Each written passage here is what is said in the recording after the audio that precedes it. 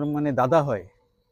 কালি 1টা বাজাত মানে আমার দোকানের ওচৰত এই আমার একজন দাদা আছে, তার বন্ধু, তাই মানে একলগে চাহ খাইছে দুইজনে। 1টা বাজাত তাই মানে ঘৰৰ পৰা মানে তাই কৈছে যে মই ঘৰত যাওঁ, তাক কৈছে চাহ খাই, তাই কৈছে ঘৰত যাই আছে, কিন্তু তাই ঘৰত অহা নাই। চাইকেল আছিল তাৰ, চাইকেলটো দোকানৰ ওচৰতে ৰৈ গৈছে, কিন্তু তাই ঘৰত যোৱা নাই। সুইচ অফ আৰু সুইচ অফে, এটাও কোনো যোগাযোগ করা কোনো নাই। যোগাযোগ কৰা নাই। কিবা সন্দেহ হয় নেকি আপোনালোকৰ? কোনো সন্দেহ নাই, মানে সন্দেহ মানে চান্সই নাই। ইমান মানে ঠাণ্ডা ল'ৰা যে কিবা সন্দেহ থাকব। এই লোকেশনটো লাস্ট লোকেশন পাওয়া গেছে বালাজান। বালাজান বুলি আমাৰ পুলিচে ৰাতি জনাইছে, থানাৰ পৰা পুলিচে জনাইছে যে বালাজানত রাতে 9টা 18 বালাজান। বালাজানত আছে। নাম কি দেও? তার নাম রবীন্দ্র কিশোর মজুমদার, এনে ডাক নাম তারক। তারক। বয়স বয়স 45। সকালে নর্মাল যেরকম ঘর থেকে বের হয় 10টার সময় এরকম বের হয়েছে, প্রতিদিন দোকানে যেরকম যাওয়ার মতন। তো আমি যখন ফোন করলাম, হঠাৎ আমার স্বামী সবসময় সোম বুধ শুক্র মানে ও দোকান করে না, মঙ্গল বৃহস্পতি দোকান করে। তো দোকানে যেদিনকে থাকে ও 4টার সময় ঘরে ঢুকে খাওয়া দাওয়া করে আবার দোকানে এসে পড়ে।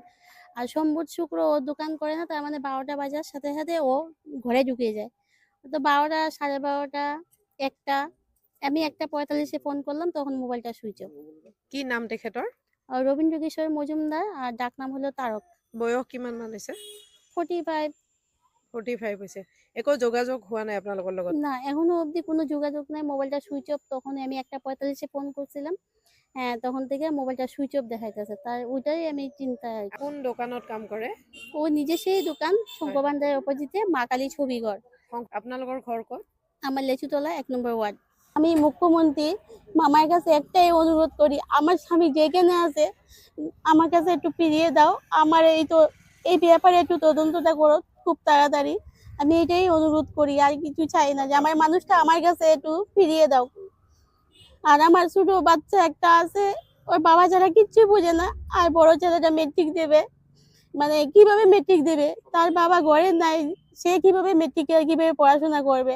আমরা খুব গরিব ঘরের মানুষ, খুব কষ্ট করে ছেলেটাকে আমি পড়াই। এই যে ছেলেটা পড়াইছি, এখন তার 14 বছরের পড়ায় পড়ে যে ফলটা হবো, সেই ফলটা একদম আমার কাছে বেতা। আমরা বহুত কষ্ট করে পড়াশোনা করাইছি আমার ছেলেটারে। তো আমার কাছে আমার একটাই অনুরোধ, আমার যেন এই কাজটা সফল করে।